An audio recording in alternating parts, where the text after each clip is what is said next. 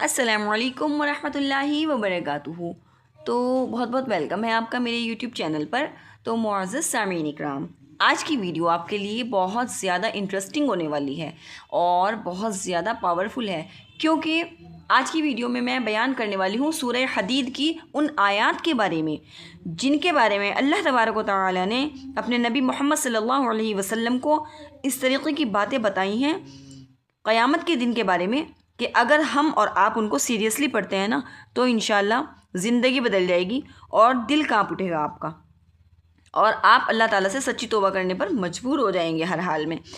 تو بات کہنے یہ ہے مجھے کہ سورہ حدید کی جو آیات ہیں تو آپ تصور بھی نہیں کر سکتے ہیں ان کے بارے میں کہ وہ ایک ایسا دن ہوگا جب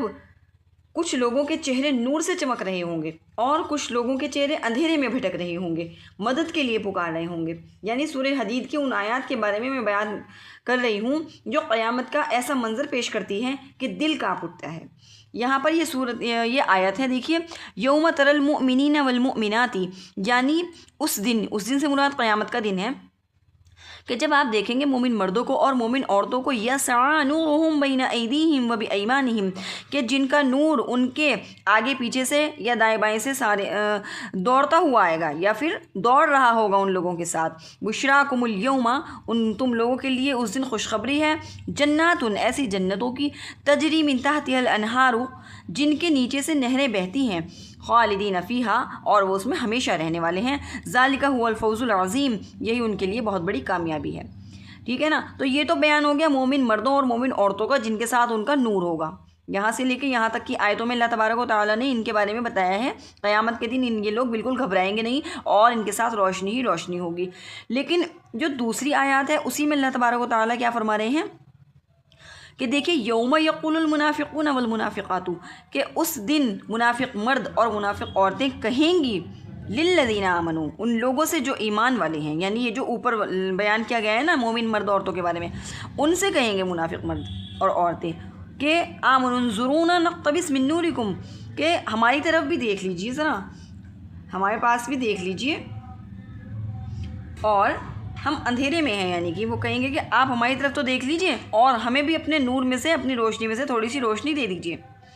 قیل ارجعوا وراءکم فالتمسوا نورا، لیکن ان سے کہا جائے گا کہ تم پیچھے لوٹ جاؤ،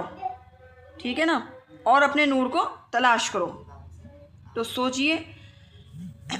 کہ کیسا دردناک منظر ہوگا جب ایک انسان سے مدد مانگے گا اور اس کو انکار کر دیا جائے گا۔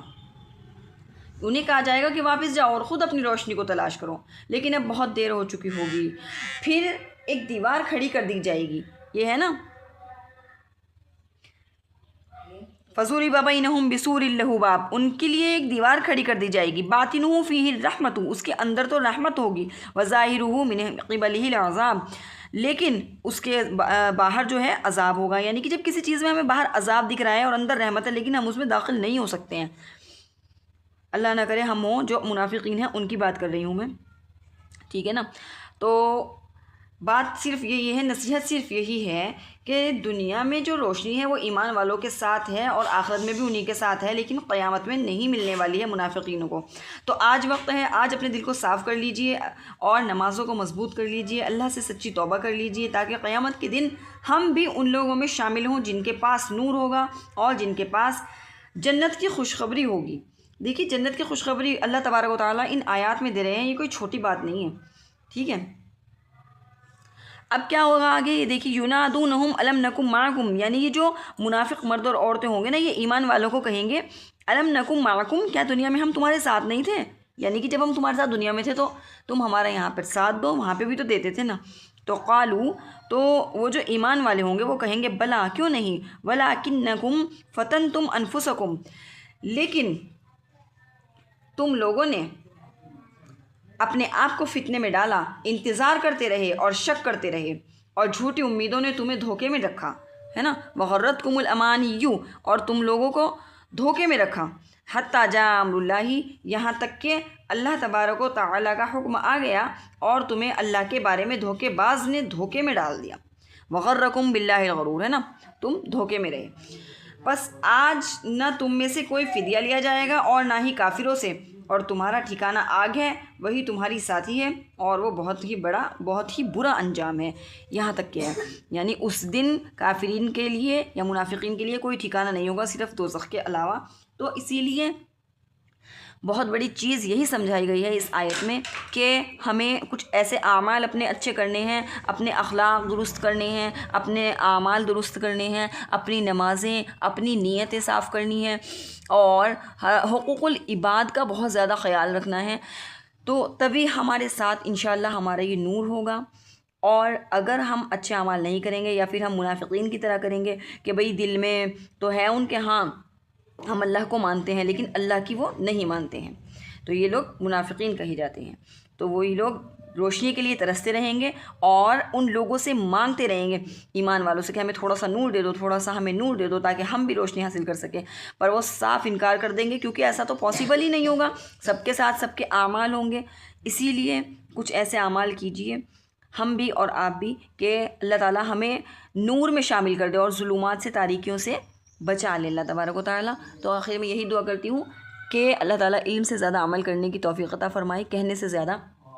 عمل کرنے کی توفیق عطا فرمائے۔ اور اتنا ہی کہوں گی وَمَا عَلَيْنَا إِلَّا الْبَلَاغُ، کہ ہمارے ذمے تو انشاءاللہ پہنچا دینا ہی ہے۔ اپنی درستگی اور اپنے لیے ہدایت کی دعا کرنا وہ آپ کا خود ہے کام۔ اللہ تعالیٰ کسی کو ہدایت نہیں دیتے ہیں جب تک کہ اللہ نہ چاہے یا بندہ اللہ تعالیٰ سے نہ طلب کرے۔ یہ نہیں سوچنا چاہیے کہ ہم وہ مسلمان ہیں، ہم تو ہدایت پر ہی ہیں۔ ہدایت پر ہونا ایک الگ چیز ہوتی ہے۔ تو